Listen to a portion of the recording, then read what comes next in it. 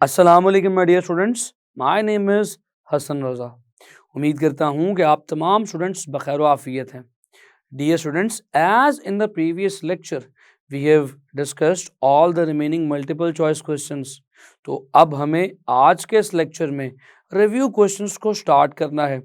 Review questions जैसे कि नाम से जाहिर है कि चैप्टर का रिव्यू है, तो वो तमाम टॉपिक्स जो हम इस चैप्टर में पढ़ कर आए हैं उसे रिकॉल किया जाएगा।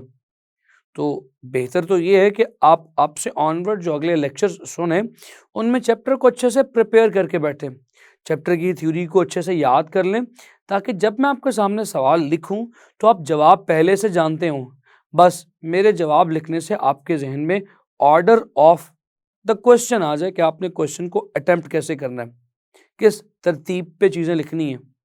तो चलिए स्टूडेंट्स, स्टार्ट करते हैं रिव्यू क्वेश्चंस। और आज के इस पहले लेक्चर में हम पहले 5 रिव्यू क्वेश्चंस को स्टडी करने वाले हैं। Chapter number 3, lecture number exercise का फर्स्ट। तो उसको मैं भी इसलिए नाम ऐसे दे रहा हूँ क्योंकि अभी मैंने एक्सरसाइज की नहीं है, तो चैप्टर भी पूरा मुकम्मल नहीं किया, तो एक्सरसाइज का पहला लेक्चर करूँ तो इसलिए इसको ऐसे नाम दे रहा हूँ। उसको हम बाद में जो है वो राइट फोल्डर में प्लेस करवा देंगे।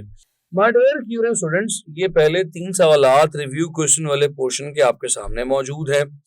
मैं इन तीनों सवालात को एक ही व्हाइट बोर्ड के ऊपर डिस्कस इसलिए करूंगा क्योंकि तीनों सवालात एक ही कॉन्सेप्ट से बिलोंग करते हैं, तीनों का एक ही बेस कॉन्सेप्ट है, लिहाजा तीनों को साथ इकट्ठा स्टडी करने का फायदा हमें ये होगा कि एक ही टाइम पे सारे कॉन्सेप्ट्स रिकॉल हो जाएंगे। तो चलिए पहला सवाल पढ़ता हूं। What do you understand by the reflection of light? So, the very first question of chapter number 12 हमसे पूछा यह जा रहा है कि reflection of light से क्या मुराद है। Draw the diagram to illustrate the reflection at a plane surface। और साथ ही आपको एक reflection की मदद से और साथ ही आपको एक diagram की मदद से reflection को present करके दिखाना है। आपको डायग्राम ड्रॉ करके रिफ्लेक्शन का फिनोमेना होता हुआ दिखाना है। तो इस सवाल की दो चीजें पूछी जा रही हैं। फर्स्ट ऑफ ऑल तो आपको रिफ्लेक्शन ऑफ लाइट को डिफाइन करना है। तो चलिए स्टूडेंट्स, सबसे पहले बगैर किसी देर के रिफ्लेक्शन को डिफाइन करते हैं। मैंने आप ही की बुक की रिफ्लेक्शन की डेफिनेशन आपके सामने रखी है ताकि आप इसे एज इट इज याद कर लें। मैं हमेशा से ये कहा करता हूं कि कोशिश किया करें कि जो बुक की डेफिनेशंस हैं उन्हें बिल्कुल वर्ड टू वर्ड याद कर लें, ताकि आपका एक तो कॉन्सेप्ट भी क्लियर हो जाए और आपको ये भी याद हो जाए कि आपने एग्जाम में क्या लिखना है। मैं इसकी स्टेटमेंट आपके सामने पढ़ता हूं। When light traveling in a certain medium falls on the surface of another medium, a part of it turns back in the same medium। यानी हमसे ये कहा जा रहा है रिफ्लेक्शन एक ऐसा फिनोमेना, एक ऐसा अमल है जिसमें रोशनी अगर एक मीडियम में ट्रेवल कर रही हो और ट्रेवल करते करते दूसरे मीडियम की सरफेस पे दूसरे मीडियम पर टकराए और टकरा कर उसका कुछ हिस्सा वापस पहले मीडियम में आ जाए तो ये रिफ्लेक्शन होगी। जैसे कि आप देख सकते हैं कि ये लाइट की एक रे है, ये लाइट की रे आकर इस ग्लास पर मिरर पर टकरा रही है, तो क्योंकि आकर इंसिडेंट हो रही है, टकरा रही है, तो हमने इसे इंसिडेंट रे कह दिया। और आप देख सकते हैं इसका कुछ हिस्सा टकरा कर वापस जा रहा है, बाउंस बैक या रिफ्लेक्ट हो रहा है, दोनों टर्म्स यूज कर सकते हैं हम। तो हम कहेंगे यहां पर फिनोमेना ऑफ रिफ्लेक्शन होगा। तो डियर स्टूडेंट्स, आप इस डायग्राम को भी अपने सवाल के इस दूसरे पार्ट में ड्रॉ करेंगे जिस पार्ट में उसने हमें ड्रॉ द डायग्राम कहा है। तो अगर आप सिंपल ये वाली डायग्राम ड्रॉ कर देते हैं then it would be very fine.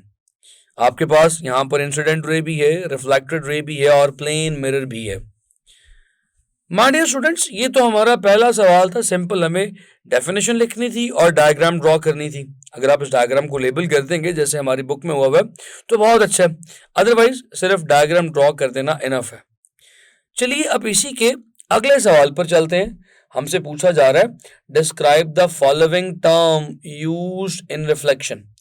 Reflection में इस्तेमाल होने वाली इन दर्ज झैल इस्तिलाहात को एक्सप्लेन करें।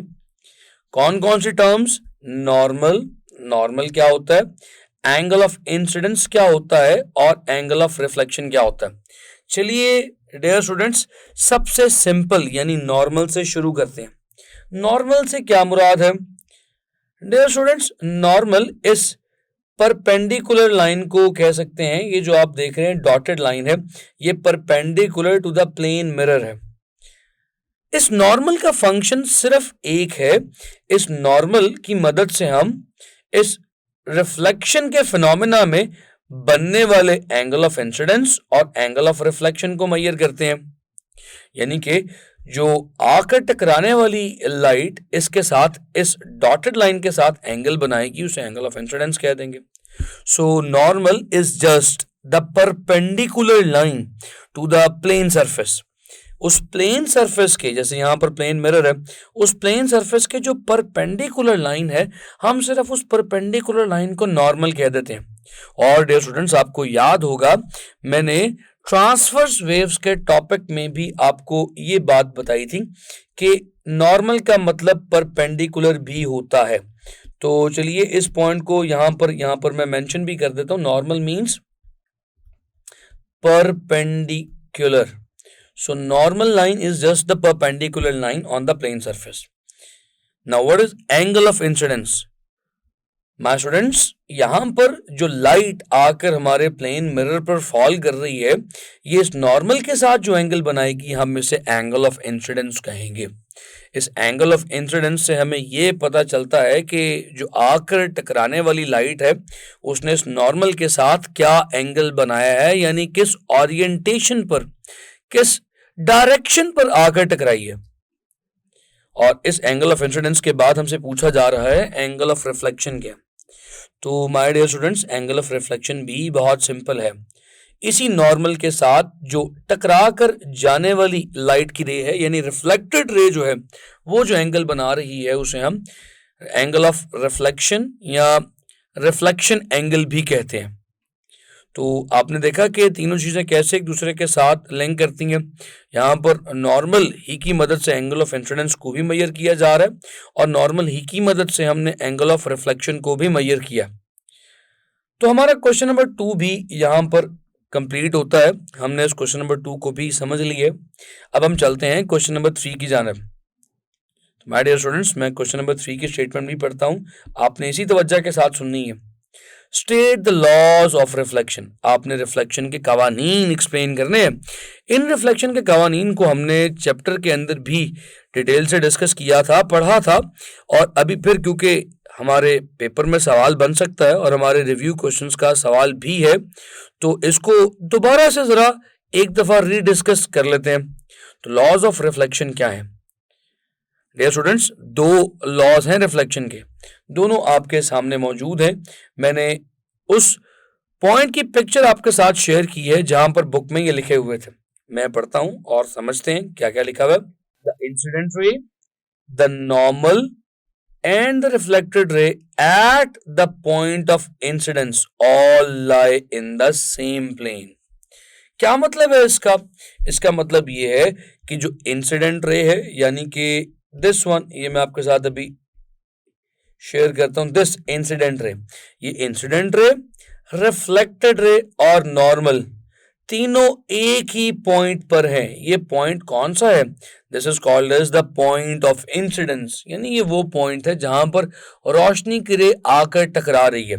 यानी जिस नुक्ते पर, जिस पॉइंट पर रोशनी की रे आकर टकराएगी, वही पॉइंट पॉइंट ऑफ इंसिडेंस कहलाएगा। उसी पॉइंट पर इंसिडेंट रे भी मौजूद है, उसी पॉइंट से रिफ्लेक्टेड रे का आगाज भी होता है, और उसी पॉइंट से नॉर्मल भी गुजरता है। ना सिर्फ ये तीनों पॉइंट्स एक ही पॉइंट यानी पॉइंट ऑफ इंसिडेंस पर मीट करते हैं, बल्कि एक ही प्लेन पे मौजूद है।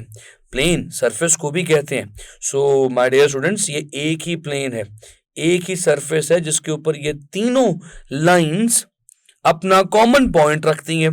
So this is the very first law, this is the very first principle of the reflection. चलिए इसका सेकेंड पॉइंट भी देखते हैं। Dear students, the angle of incidence is equal to the angle of reflection. तो याद रखिएगा, जब भी, जहां भी, जैसे भी रिफ्लेक्शन होगी, तो ये सेकेंड पॉइंट भी हमेशा फुलफिल होगा। यानी कि हमेशा angle of incidence angle of reflection के बराबर होगा। एंगल ऑफ इंसिडेंस को इससे रिप्रेजेंट किया जाता है, हमेशा एंगल ऑफ रिफ्लेक्शन के बराबर होगा। तो डियर स्टूडेंट्स, ये तो हमारे तीनों क्वेश्चन थे जो एक ही कैटेगरी, एक ही टेक्निक के ऊपर एक ही कॉन्सेप्ट के साथ हमने हल किए। मुझे उम्मीद है कि ये तीनों सवालात आपको समझ भी आए होंगे और आपने इन्हें अटेम्प्ट करने का तरीका भी सीखा होगा कि आपने इन्हें एग्जाम में कैसे सॉल्व करना। चलिए स्टूडेंट्स, अब हम चलेंगे इससे एक अगले क्वेश्चन की तरफ। हमारे स्टूडेंट्स, ये रहा हमारा इससे अगला रिव्यू क्वेश्चन, क्वेश्चन नंबर 12.4। फिर से बहुत इंटरेस्टिंग और बहुत सिंपल है, प्लस इंपॉर्टेंट भी है।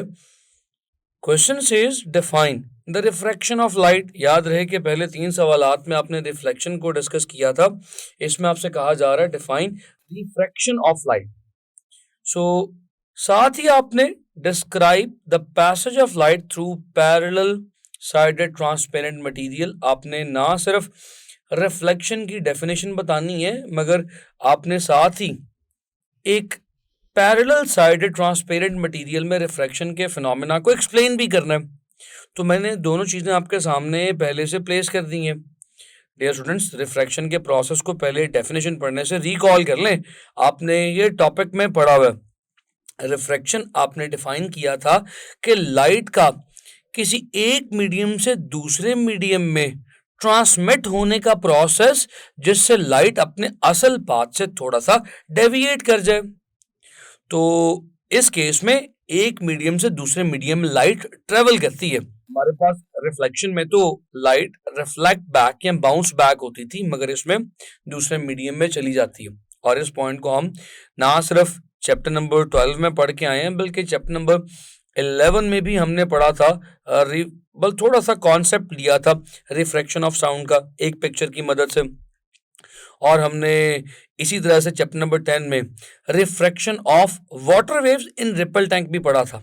चलिए अब इसकी जरा डेफिनेशन देख लेते हैं कि डेफिनेशन में भी क्या यही बात है कि नहीं। The process of bending of light as it passes from air into glass and vice versa is called as reflection of light. My dear students, इस बेंडिंग के वर्ड से आपने इसको डायफ्रैक्शन के साथ कंफ्यूज नहीं करना। सो यहाँ पर बेंडिंग से मुराद ये है कि ये जो लाइट की रे अपने असल पाथ से थोड़ा सा हट चुकी है, ये यहाँ पर रिफ्रैक्शन से मुराद है। यानी कि ये असल पाथ इसका स्ट्रेट था, अब ये असल पाथ यानी स्ट्रेट पाथ में नहीं है, मीडियम के चेंज होने की वजह से ये अपने स्ट्रेट पाथ से थोड़ा सा डेविएट हो गई है। So this phenomena is called as refraction of light. So आपके सामने डेफिनेशन मौजूद है, आपने डेफिनेशन को देखा।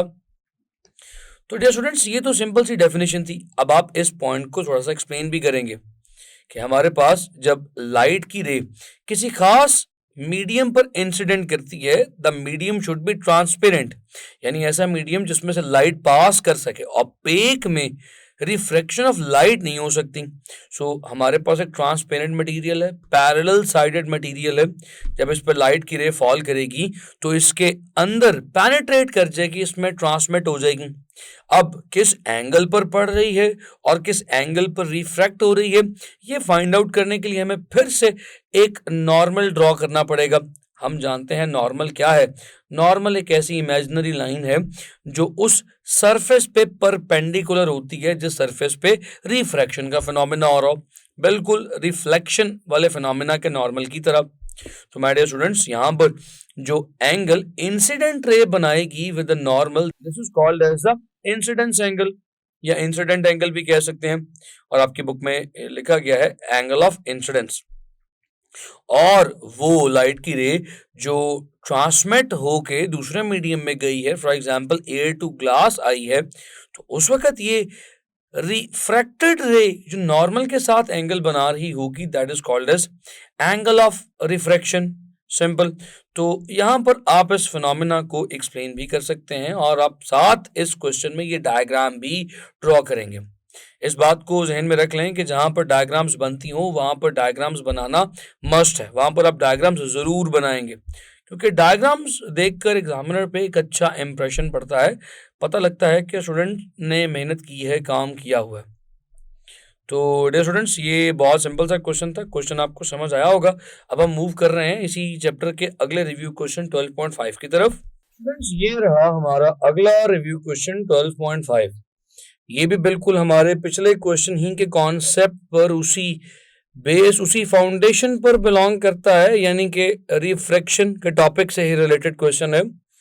क्वेश्चन की स्टेटमेंट मैं आपके सामने पढ़ता हूं। So dear students, question says, define the following term used in refraction, angle of incidence। अब याद रहे कि एंगल ऑफ इंसिडेंस आप दो जगह पढ़ के आए हैं, एक आप रिफ्लेक्शन के फिनोमेना में और एक रिफ्रैक्शन के फिनोमेना में। तो यहाँ पर जिस एंगल ऑफ इंसिडेंस का जिक्र किया जा रहा है वो रिफ्रैक्शन के फिनोमेना से बिलोंग करता है। तो आपने एंगल ऑफ इंसिडेंस को डिफाइन करना है, तो चलिए पहले एंगल ऑफ इंसिडेंस ही को डिफाइन कर लेते हैं। डियर स्टूडेंट्स, रिफ्रैक्शन का फिनोमेना लाइट का एक मीडियम से दूसरे मीडियम में जाने का है। तो जब लाइट किसी दूसरे मीडियम में जाने के लिए उस मीडियम के सरफेस पर हिट करती है, तो जिस पॉइंट पर हिट करती है वो पॉइंट ऑफ इंसिडेंस कहलाएगा, बिल्कुल पहले की तरह, और वो लाइट की रे इंसिडेंट रे कहलाएगी। डियर स्टूडेंट्स, वो इंसिडेंट रे नॉर्मल के साथ जो एंगल बनाएगी, that angle will be called as angle of incidence. तो आप सिंपली इसको यूं भी कह सकते हैं, the angle formed by incident ray with the normal is called as angle of incidence. यानी वो एंगल जो इंसिडेंट रे नॉर्मल के साथ बना रही हो, एंगल ऑफ इंसिडेंस कहलाता है। तो एंगल ऑफ रिफ्रैक्शन क्या होगा? बिल्कुल उसी तरह से जो रिफ्रैक्टेड रे, ये जो रे रिफ्रैक्ट होकर दूसरे मीडियम में जा रही है नॉर्मल के साथ, वो जो एंगल बनाएगी that will be called as the angle of refraction या रिफ्रैक्टेड एंगल, आप दोनों कह सकते हैं।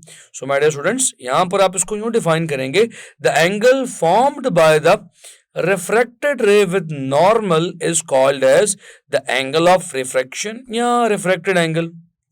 उम्मीद करता हूं कि ये कॉन्सेप्ट आपको समझ आया होगा। कॉन्सेप्ट बहुत सिंपल था।